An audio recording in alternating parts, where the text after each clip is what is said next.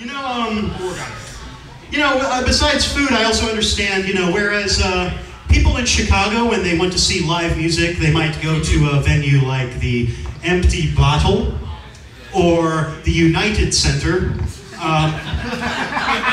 People in Wisconsin, you go to a magical land called Alpine Valley. What is this Alpine Valley? It sounds most unusual. The Enchanted Alpine Valley, as I like to call it. Yes. Yes. Possibly one of the largest concert venues, outdoor concert venues, as it were, I would say in the Midwest. Pretty much every act, travels through this area will hit Alpine Valley. It's hard to play during the winter months because, as you know, we have snow 12 months out of the year. So then why didn't my old band play there? Every Midwest. I didn't know you were traveling through Wisconsin. Touche. Had I known, I could have hooked you up. Too quick. What bands did you see at the Enchanted Alpine Valley? The Enchanted Alpine Valley. Well, there was one. I remember the story that my parents used to tell me. One night when they were in Alpine Valley. Alpine Valley shares space with a large ski resort, and after some drinking and some pounding at the show, they're back at the ski lodge, as it were, when in comes none other than White Snake. Remember White Snake? White Snake and Motley Crue. Wow. White Snake and Motley Crue putting quarters in the old polka jukebox, because that's the native music of Wisconsin. And David Coverdale and Vince Neil and Tommy Lee and my mom and dad all doing the polka. How is Vince Neil at the polka? It depends on how much he has had to drink. My understanding, he didn't have that much to drink that evening, so he wasn't very good. Was Tawny Katane there? Tawny Katane was not there. Oh.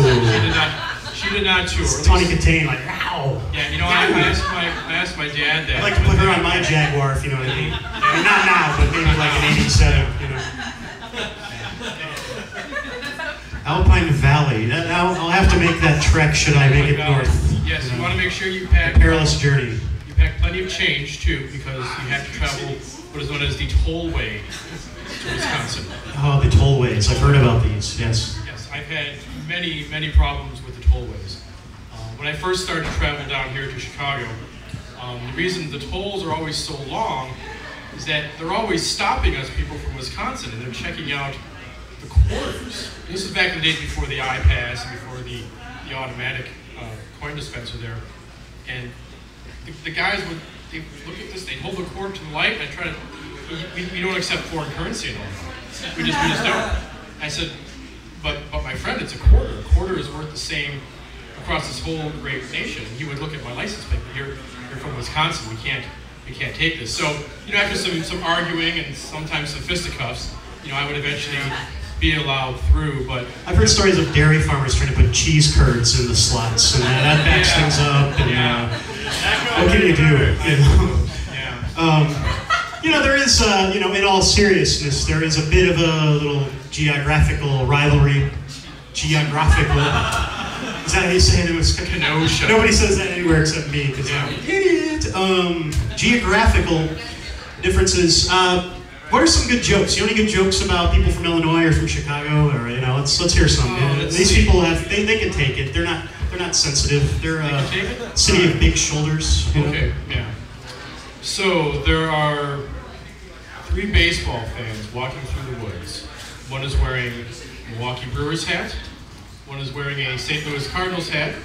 One is wearing a Chicago Cubs hat. As they're walking through the woods, they see this weird object sticking out of the bush. So they go up to the bush, and they see that it's a foot. So they go up to this foot, and they kind of yank it out of the bush, and they see that it's a dead woman, and she's naked. So first thing they do is they call 911. They call the authorities, bring the police in. And out of respect, the Cardinals fan places his hat over her left breast. The Brewers fan places his hat over her right breast. And the Cubs fan places his hat right over her crotch. So when the police arrive, the police question these 3 guys. Detectives arrive, they question these 3 guys. And the one detective goes up to the body, and the 3 fans are kind of huddled around him. He takes off the St. Louis hat, he puts it down, jots down a few notes.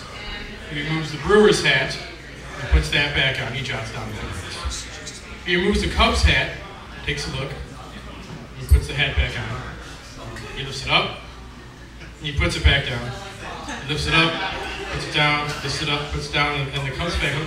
Oh, wait, are you some kind of a pervert or something? And he says, no, I'm just used to, seeing an asshole underneath one of these things. Whoosh. You know any more? Any other hit us with any other quick ones, one-liner kind of jokes? Sadly, no, I don't. You don't know any? You know any more? Because I got a joke. You got a joke? Okay, is it a Wisconsin joke? Yeah. I can take it. How many Wisconsinites does it take to screw in a light bulb? I don't know, Brian. How many Wisconsinites does it take to screw in a light bulb? Who cares?